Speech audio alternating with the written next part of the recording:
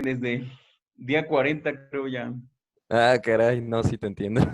No, pues, un gran saludo a todos, espero que estén bien aquí. Vamos a ver qué Gracias, tal. Omar. Qué Vale. bueno. Entonces aquí Entonces, andamos. damos inicio.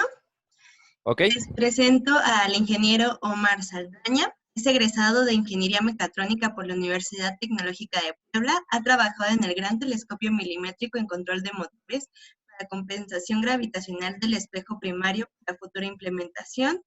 Participó en el verano científico en el Observatorio Astronómico Nacional de San Pedro Mártir. Realizó sus pasantías en el Instituto de Astronomía de la UNAM en el proyecto FRIDA. Asistió al seminario en Caltech para la implementación del telescopio de infrarrojo para el final de su operación. Bueno, conoceremos esto y un poco más. Ya nos platicará Omar a lo largo de su presentación un poquito. Y pues bueno, cedo la palabra para que nos compartas. Ok, pues hola, ¿qué tal? Espero que se encuentren muy bien todas y todos. Hoy vamos a hablar sobre los ojos más poderosos de la astronomía, enfocándonos especialmente a los telescopios espaciales. Como verán en la imagen, tenemos al Chandra, tenemos al telescopio espacial Spitzer y a un telescopio que solamente es tan pequeño, de hecho es el más pequeño del mundo. Entonces, continuemos. Pues todo empezó por esto, este telescopio que, que fue una complementación de un invento de un holandés, y viene aquí Galileo Galilei en 1610 y hace su primer telescopio llamado Il Descubritore. Gracias a eso pudimos ver diferentes obras en el año de 1610 y gracias a eso es en donde empieza toda esta partida a las nuevas obras de ingeniería. Entonces, continuemos. Bueno, para empezar, ¿qué es lo que vamos a ver? ¿Qué es un observatorio espacial? Básicamente es un satélite artificial, como muchos de los que vemos en todas las noches. Sin embargo, este tiene la gran capacidad de observar planetas, galaxias y cualquier otro objeto celeste en el firmamento. Y exactamente, esto funciona igual que un telescopio como lo tendríamos en la Tierra, en teoría. Y uno se preguntará, pues ¿para qué entonces vamos a enviar telescopios al espacio si ya tenemos observatorios en la Tierra? Malcolm dice, vaya, no le encuentro fallas a su lógica. Entonces, vamos a hacer de caso por un momento. Y bueno, dirían por ahí, claro, en el espacio la vida es más sabrosa. ¿Pero por qué? Lo que pasa aquí es que no existe contaminación lumínica, cosa, por ejemplo, que veríamos aquí, por ejemplo, en Puebla, de donde yo vengo. Tenemos la cámara Schmidt en el Instituto Nacional de Astrofísica Óptica y Electrónica, en los momentos de su fundación, a mitades del siglo XX, pues se veía muy bien, ¿no? Pero ahorita que ya llegaron las ciudades, las grandes urbes, no podemos ver absolutamente nada. La distorsión de las imágenes también por la aberración óptica, como podemos ver aquí en la imagen de Júpiter, la gran diferencia entre una y otra. Eso es porque la atmósfera ahí juega algo muy feo que nosotros también nos hacemos saber por la turbulencia. Entonces, toda esa energía que está, por así decirlo, fluyendo en toda la atmósfera, perjudica para que nosotros veamos de una manera efectiva. De hecho, si ustedes cuando ven por el telescopio se ve como que borroso y como que ondulatorio el movimiento. Entonces, no nos ayuda en nada. Entonces, la atmósfera también absorbe diferentes tipos del espectro electromagnético. En el caso como los rayos X y los rayos infrarrojos son totalmente absorbidos. Es por eso que, por ejemplo, observaciones también en rayos X y en rayos ultravioleta son totalmente imposibles para telescopios terrestres. Y tienen toda la razón, porque necesitamos entonces un observatorio fuera de todo esto. A pesar de todo, no es un color de rosa para los telescopios. Lamentablemente hay grandes ventajas. Siendo pocas, son muy, muy desafortunadas en gran medida. Por ejemplo, los altos costes de transportación. Ustedes sabrán que para nosotros enviar un telescopio o simplemente usar un cohete con un medio, como por ejemplo el Delta 2 o un Ariane 5 de la Agencia Espacial Europea, estamos hablando de unos 250 millones de dólares. No les podemos dar mantenimiento a algo que está lejos. Entonces, excepto el Hubble, porque el Hubble recibió más de 5 misiones de mantenimiento, entre las cuales les voy a contar la experiencia de que el Hubble, por no haber hecho un estudio que le costaba $1,000 millones, 100 millones de dólares, al final terminó gastando $600 millones, porque como no hicieron el estudio bien, lo tuvieron que volver a hacer, enviar otro cohete y bueno, ahí se nos fueron pues, otros milloncitos a la bolsa, pero Estados Unidos los tiene. Y bueno, la vida útil corta, por supuesto. Este también es un gran problema, pero ese es totalmente teórico. Conforme vayamos avanzando, se van a dar cuenta que esto es una falacia. Consideraciones. Esto es muy importante. Cada telescopio siempre va a estar propiciado por los objetivos del espectro electromagnético. Siempre va a existir o necesidad de observar en rayos gamma, o necesidad de observar en el visible, en el espectro infrarrojo, en el espectro UV, del espectro de los rayos X. Gracias a eso surgen los telescopios, no nomás porque sí, porque NASA quiere tener uno o porque Rusia de plano tiene que seguir la carrera. No. Esto tiene que surgir por una razón indispensable. Es por eso que aquí en el espectro electromagnético mostramos los distintos tipos de longitudes de onda en las cuales van a operar los telescopios. Y también así funcionan en la Tierra. Pues el primero, no hay más que decir, por mucho que nos guste usar camisas de NASA, por más que nos guste buscar todo de NASA, los rusos siempre han sido los primeros. Entonces, el primero en ganar la carrera fue Cosmos 215. Fue el primer fue el primer satélite denominado observatorio en 1968. Entonces fue lanzado el 22 de junio, hace muchísimo tiempo. Era tan pequeño, solamente pesaba 400 kilogramos, 385 entre ese rango. Algo muy importante, estaba equipado con 8 telescopios de tan solo 7 centímetros de diámetro cada uno, tan pequeño. De hecho, creo que los Power Seeker que utilizamos para la observación amateur son inclusive un poco más, de hecho son de la misma dimensión, son de la misma utilidad, pero son en el espacio y son mejor útiles.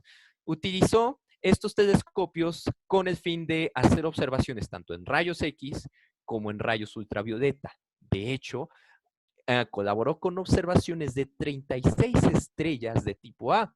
Como nosotros sabemos, existen muchas clasificaciones de estrellas gracias a una gran mujer, de hecho a grandes mujeres dedicadas a la ciencia llamadas las computadoras de Pickery. Y sorpresa, hizo todo esto y nos dimos cuenta que entre esos están los tipo A, que son digamos que de la gama media, entre los que ya las estrellas que ya están apagando y las estrellas que son muy energéticas.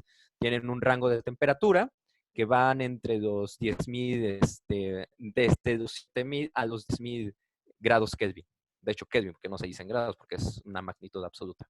Entonces, entró a la atmósfera el 30 de junio de 1972, muchísimo tiempo, y bueno, viva Rusia. Ahora vamos a empezar con los telescopios espaciales de rayos UV y rayos X. Esta es una foto tomada por unos telescopios aquí en la Tierra, de nada más y nada menos que de la primera emisión detectada de un agujero negro, Cygnus X1. Pues bueno, empezamos con Uhuru. Uhuru viene del suajili que significa independencia. Eso es porque la anécdota cuenta que los científicos de NASA que estuvieron ahí para lanzar el telescopio les dieron demasiada y buena hospitalidad. Entonces, en muestra de este gesto, le dieron el nombre de Uhuru. Fue el primer telescopio de rayos X lanzado en NASA el 12 de diciembre de 1970. Entonces, mientras nuestros ancestros celebraban el Día de la Virgencita, ya NASA ya había lanzado su primer telescopio de rayos X. Orbitaba en una configuración geocéntrica de unos 560 kilómetros de afelio y de perigeo fueron de unos 520 kilómetros, relativamente cerca. describió nada más y nada menos que 340 fuentes de rayos X. La más principal y la más conocida en su momento, y de hecho en el siguiente también telescopio, fue la emisión de rayos X de X1 o Hércules X1, que fue una emisión de una... Inicialmente fue de una supernova, pero después se dieron cuenta que dentro de esa misma nebulosa planetaria había una impresionante emisión de una estrella de neutrones. Entonces, gracias a eso se empezó a reforzar la teoría misma de Jocelyn Bell y dijimos, wow, hay una estrella de neutrones, esas emisiones periódicas, y esta terminó en marzo de 1973, continúa siendo basura espacial de nuevo. Y así lo hacemos en la madre Rusia, así dicen en Rusia, para hacer al Astron, que fue otro observatorio dedicado a la observación de rayos X y ultravioleta. Los rusos nunca perdieron ni una oportunidad. Entonces, la lanzaron en el año de 1983. Tenía, sí ya fue muy lejano en comparación a los que hemos mencionado, de unos 28 kilómetros de tan solo de perigeo y un afelio de casi 176,000 kilómetros. Entonces, perdón, el otro fue de 28,000 kilómetros. Casi un tercio de la distancia de la que tenemos nosotros con la Luna, un tercio. Entonces, la inclinación fue de unos 35 grados, le permitió mapear muy bien ciertos objetos. Solamente tenía una masa de un alrededor de 3 toneladas, imagínense, ya era muy pesado en comparación a los bebés que teníamos detrás de nosotros. Y un telescopio de 80 centímetros de diámetro, o sea, ya aquí estamos hablando de pesos pesados, y un espectrómetro de rayos X. ¿Para qué? Pues para saber qué composición química tenemos ante los grandes astros u objetos celestes que estamos observando. Gracias a ello pude hacer buenas observaciones en la constelación de Orión, Leo y Tauro. Entonces, este hubiese sido un gran telescopio en estos tiempos, ya que próximamente Rigel ya va a empezar a hacer sus pequeñas emisiones, y ni les digo qué va a pasar con Betelgeuse, que bueno, ahí han surgido unas discrepancias. Y empezamos con el más interesante y el más raro de todos estos, y empezamos con espejos anillados. Ustedes se habrán dado cuenta que nosotros conocemos los telescopios por espejos y por lentes, pero ¿quién se imaginaría que, claro, cilindros iban a ser los principales captadores de luz? Wow, esto la verdad cuando yo los empezaba a ver dije, wow, esto es totalmente diferente a lo que hemos estado acostumbrados en la astronomía. Este telescopio que sigue en uso y nos sigue dando, de hecho, recientemente tuvimos un gran avance, fue lanzado por NASA un 23 de julio de 1999. La idea concebida fue desde los años 70, en los cuales se empezó a financiar, se empezó a trabajar y ha sido uno de los más grandes proyectos en rayos X hasta la fecha. Pesa unas 3.8 toneladas, tiene un apogeo, o bueno, un afelio, perdón, de 133,000 kilómetros de distancia y casi igual un tercio de la distancia que tenemos de aquí con la Luna, y tiene un perigeo de unos 16,000 kilómetros. En el punto más cercano son equivalentes a dos montes Everest, uno encima de otro. Tarda 64, aquí escribí mal, puse trada, en fin, 64.2 horas en completar una órbita. Cuenta con grandes instrumentos, muy buenos instrumentos en cámaras de alta definición, espectrómetro avanzado con CCDs, o sea, son muy grandes y muy efectivos para nosotros analizar la composición de las nubes extremadamente calientes, porque ese es el objetivo de los rayos X, buscar regiones de alta energía. Entonces estamos hablando de temperaturas muy grandes en donde solo entran en el juego estrellas de neutrones, púlsares, agujeros negros y supernovas. También entra los espectrómetros de rejilla alta y de rejilla baja. Entonces estos ya nos van a nosotros saber específicamente qué elementos están en el medio interestelar que rodean estos fenómenos. Y ha aportado, como les vuelvo a decir, imágenes muy interesantes, uno apenas la semana pasada, que de hecho es esta parte que es como 4 imágenes en azul, Entre ellas una está la nube de Magallanes y otras más. Y se ve muy interesante porque uno piensa, de hecho, que nosotros estamos acostumbrados de que la expansión del universo es totalmente uniforme, pero no, acaban de salir estas noticias que, espérate, es irregular por la observación de estos clústeres. Yo, bueno, no soy astrónomo, soy ingeniero, pero uno se pone a decir, oh, wow, entonces que en unos lados es más rápido, en unos lados es más lento, porque todavía sigue en investigación. Y del otro lado, vemos aquí la imagen de una supernova que es Casiopea A. Esa fue la primera luz de este observatorio y resulta que adentro había un pulsar muy energético. Entonces, gracias a esa imagen fue la primera luz y empezamos a tener innumerable ciencia. Pero lo que les venía diciendo, la ingeniería es lo que es muy importante aquí. Estos espejos no son totalmente lo que estamos acostumbrados. Vean, los espejos son como anillos de espejos, uno tras otro, que capta toda la radiación en rayos X y la lleva a nuestros instrumentos. Yo nunca había visto algo parecido. De hecho, hay otro telescopio que sigue la misma tendencia. Y esto es lo que nos ha permitido tener unos grandes avances en las ciencias. Todos estos espejos están cubiertos por beridio, así como lo va a hacer el James Webb, porque hace una excelente, refleja muy bien este tipo de radiación, cosa que no lo haría, por ejemplo, los telescopios que tiene el espejo, más bien el recubrimiento que tiene el telescopio espacial Hubble. Entonces, es totalmente curiosa esta configuración. Entonces, aquí tenemos en un esquema mejor visto de lo que es el Chandra. Sus paneles solares, tiene una envergadura de unos 16 metros y por la parte de atrás estamos hablando que son casi unos 8 metros. Entonces, tanto de distancia focal entre donde están los espejos anillados hasta su punto donde está la primera cámara de alta definición, estamos hablando que son 7 metros. Entonces es algo increíble. Esta parte también, la tapa que la cubre del sol, que la cubre de la radiación que puede afectar a los instrumentos. Estos son los pequeños propulsores que le ayudaron en su momento a adquirir su posición en la órbita. Y en la parte inferior, que es la que estoy señalando con el cursor, es en donde se encuentran todos los instrumentos. Entonces, continuemos.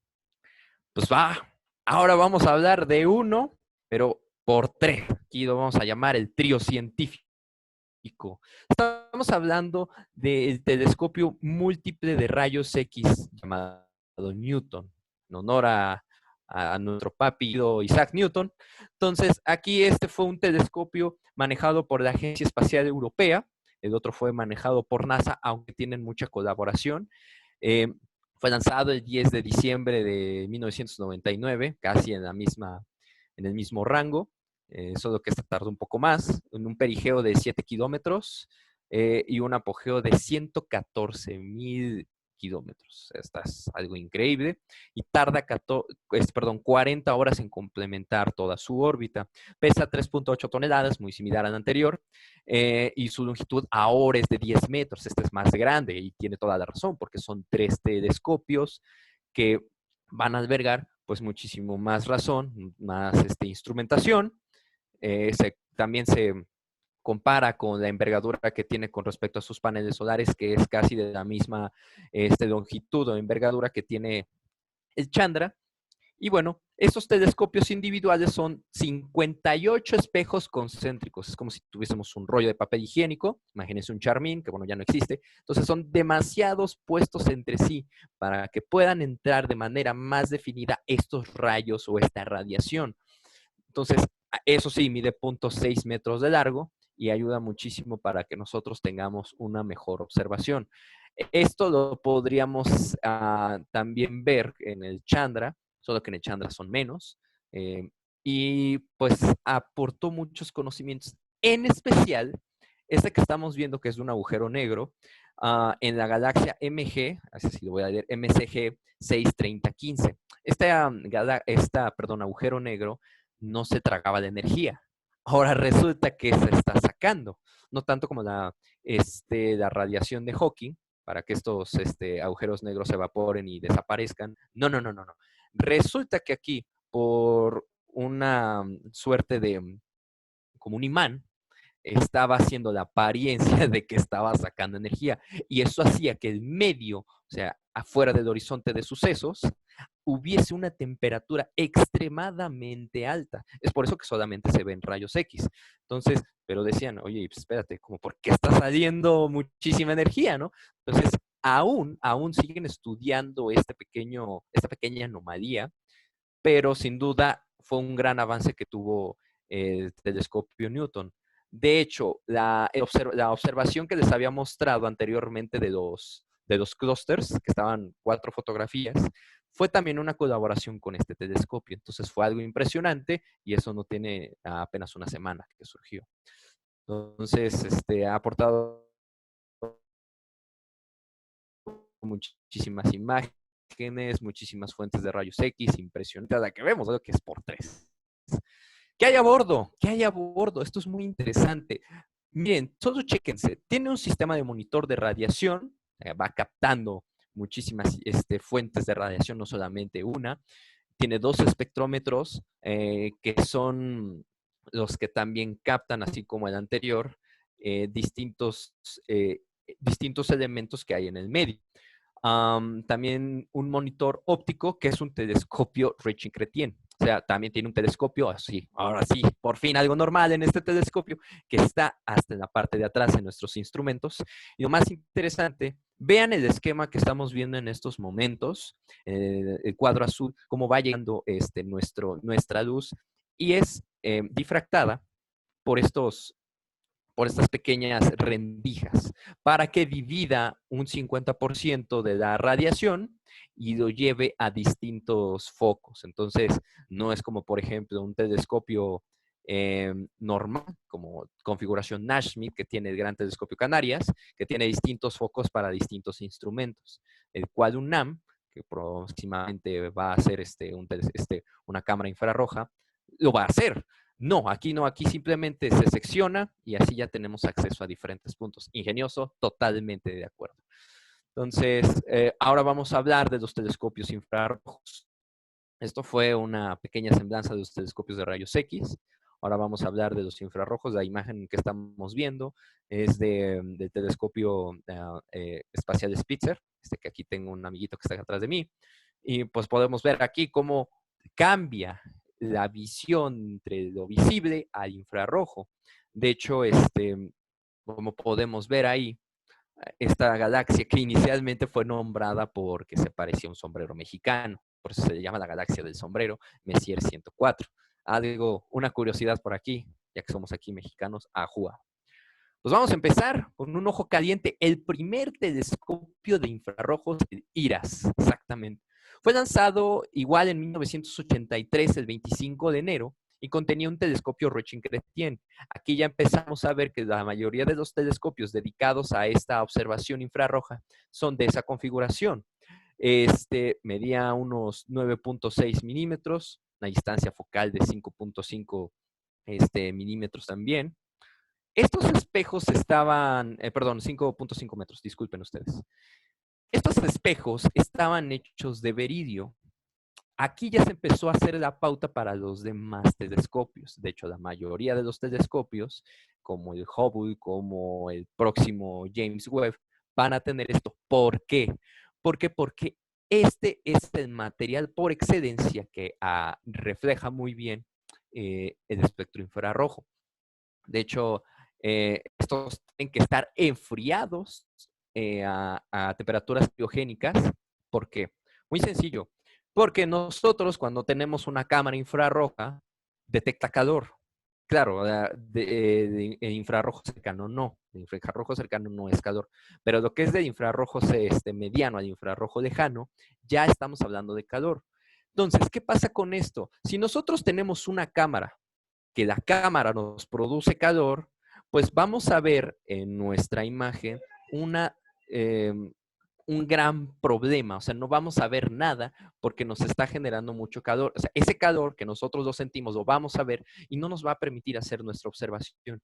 Es por eso que nosotros lo debemos de enfriar a temperaturas criogénicas, que siendo, a pesar de que a lo mejor motores, partes móviles, los mismos microcontroladores, cualquier cosa que nos disipe calor, inclusive una resistencia, que ese es el objetivo de una resistencia, disipar calor, no tengamos ningún problema con ello.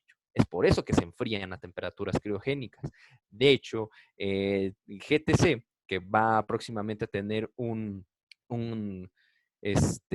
instrumento orgullosamente mexicano, que es FRIDA, desarrollado por el Instituto de Astronomía de UNAM, va a usar ese mismo principio. Entonces, tengámoslo mucho en cuenta, que esto va a ser nuestra parte primordial en esta sección. Es un tiene un espectrómetro de baja resolución, también rendijas sensibles de 7.5 a 23 micrómetros. Entonces, claro, observaba también una parte del infrarrojo cercano y también una parte del infrarrojo mediano. Entonces, para observar estrellas muy frías, regiones del espacio donde son demasiado frías, es por eso que, de hecho, el infrarrojo mediano, el cercano, perdón, pasa del 0.7 a 1.1 micrómetros. A partir de ese 1.1 ya se vuelve totalmente térmico. Entonces también una fracción térmica nos observaba. Y pues nada más y nada menos se encontró más de 500,000 de fuentes infrarrojas. O sea, mapeó una gran parte del cielo y encontró esas grandes fuentes. Ya cuando me meto tenía 720 litros de helio líquido. Mantenían a la parte electrónica que nos interesa fría a una temperatura de 1.6 Kelvin. Entonces, aproximadamente ya casi llegando al cero absoluto. Aquí lo podemos ver. Gracias a DIRA sabemos, por ejemplo, que en Vega tenemos un anillo de partículas. Entonces, ¿qué quiere decir? ¡Wow! No hay lugares únicos en el universo como nosotros que se estén generando sistemas planetarios o sistemas solares. Estamos viendo una fase temprana de la formación protoplanetaria, ¿no?, gracias a este telescopio. Tenemos aquí en el centro de nuestra galaxia de la Vía Láctea, tomó la primera imagen del centro de nuestra galaxia en infrarrojos. Ya me voy apurando porque el tiempo vuela. Y el Observatorio Espacial Infrarrojo, que es el papá del Spitzer, fue puesto en órbita un 17 de noviembre del 95, pesó solamente 2 toneladas, tenía una dimensión de 5.3 por 3.6 metros, estaba significativamente grande, y un espejo principal de 0.6 metros, igual de la misma configuración, Rechengretienne. También estaba bajo refrigeración, eso hay que tenerlo muy en cuenta. Y la famosa cámara infrarroja, la ISOCAM, que tomó demasiadas imágenes de grandes objetos astronómicos de muy alta resolución. De hecho, por eso el ISO es muy famoso. Todavía se utilizan muchas de sus imágenes como referencias. Y a lo mejor ustedes lo vieron en una que otra publicación de un grupo de divulgación. Sin querer piensan que es Spitzer, pero no, muchas son de ISO. Y tenía aquí algo muy interesante, un fotopolarímetro. Fíjense que es algo que yo lo tuve que poner porque tiene que ponerse, hay que ser imparciales, que está diseñado para detectar la cantidad de radiación infrarroja emitida por un objeto astronómico. Yo nunca he conocido algo así parecido, ni siquiera en Spitzer, ni siquiera en UNAM, entonces discúlpenme la ignorancia por estar leyendo esta parte. Y tenía espectrómetros de onda larga y onda corta.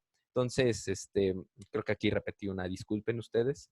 Entonces, esto nos ayuda muchísimo a saber que no solamente que ya tenemos, perfecto, ya descubrí algo, muy bien, felicidades. No, me doy cuenta que también tengo elementos que me pueden decir que están abundantes en el espacio. Eso es muy bueno y lo van a encontrar así, no solamente en los infrarrojos, sino en varios.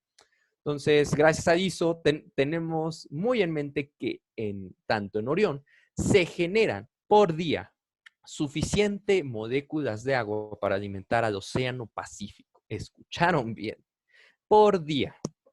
Además de que planetas gaseosos como Júpiter y como Urano, inclusive Saturno, se bañan en 10 kilogramos de moléculas de agua por segundo. Aún no se sabe a ciencia cierta por qué. Entonces, eso es lo que nosotros planeamos saber. Inclusive ya estaban arriesgando decir que Titán, la luna más grande de Saturno, vivía por esto. Pero bueno, luego llegó la sonda Cassini y dijeron, no tenemos nada de eso. Al contrario, tenemos muchísimos compuestos de nitrógeno en la atmósfera y metano. Entonces, teoría descartada. Y pues el que se acaba de irnos, el que se nos murió el 30 de enero de este año, en paz descanse, el telescopio espacial Spitzer, al cual yo le tengo un gran cariño. Fue lanzado en órbita un 25 de agosto de 2003. Fue algo que nada más se le pensó 7 años de duración, pero no duró más de 16 años de servicio. Un telescopio tipo Rechin-Chrétien de un diámetro de 0.85 metros. Fue algo increíble, una maravilla.